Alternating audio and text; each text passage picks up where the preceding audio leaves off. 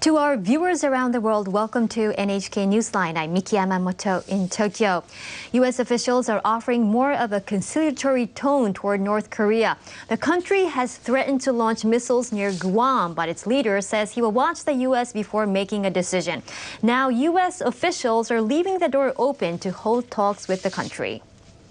We continue to be interested in finding a way to get to dialogue, but that's up to him. A U.S. State Department spokesperson told reporters Kim Jong-un will have to do more than just abort plans to fire missiles into waters near Guam. Heather Nauert says the North needs to take serious steps toward denuclearizing the Korean peninsula to get the U.S. to come to the negotiating table. North Korea's state-run news agency reported on Tuesday Kim would watch the conduct of the United States a little longer before giving the go-ahead. In a related move, two top Japanese officials are heading to Washington for talks with their American counterparts. North Korea's nuclear and missile programs are expected to top the agenda. Japan's Foreign Minister Taro Kono and Defense Minister Itsunori Onodera flew out of Tokyo on Wednesday. Kono and Onodera are expected to discuss ways to enhance the deterrence and response capabilities of the Japan-U.S. alliance. They will also exchange views on China's increasing maritime activities. Russia and Ukraine are trading fresh accusations over a disputed report by a U.S. expert. It claims North Korea obtained missile technology manufactured in Ukraine. But Ukraine's space agency is now pointing the finger at Russia, saying it may have provided North Korea with the rocket engines.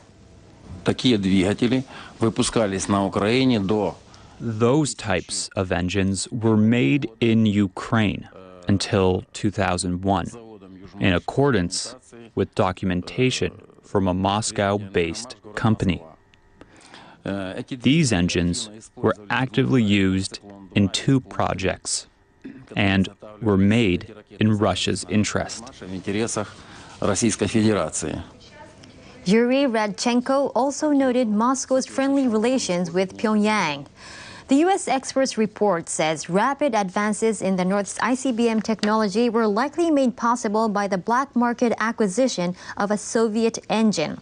Russia's deputy prime minister claims Pyongyang's engine production would have been impossible without help from Ukrainian experts.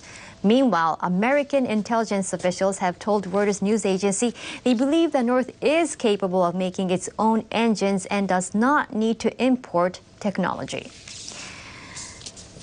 Defense forces from Japan and the United States have opened their regular joint exercises to the media.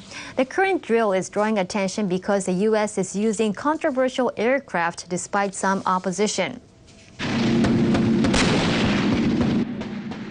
More than 3,000 personnel from Japan's Ground Self-Defense Force and the U.S. Marines have been carrying out the exercises since last week. On Wednesday, media were invited to Japan's northernmost prefecture of Hokkaido to see them. Hundreds of personnel simulated an invasion of an enemy position.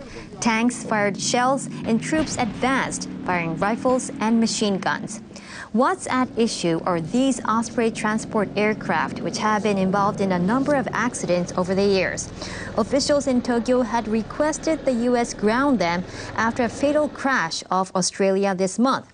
But days later, they reversed the request and gave the go-ahead for flights. They said they confirmed the Osprey's safety. That decision has angered the governor of the southern prefecture of Okinawa, which hosts the Ospreys. Takeshi Onaga wants them all taken out of operation. He says he hasn't received a detailed report from the U.S. over a crash in his prefecture in December.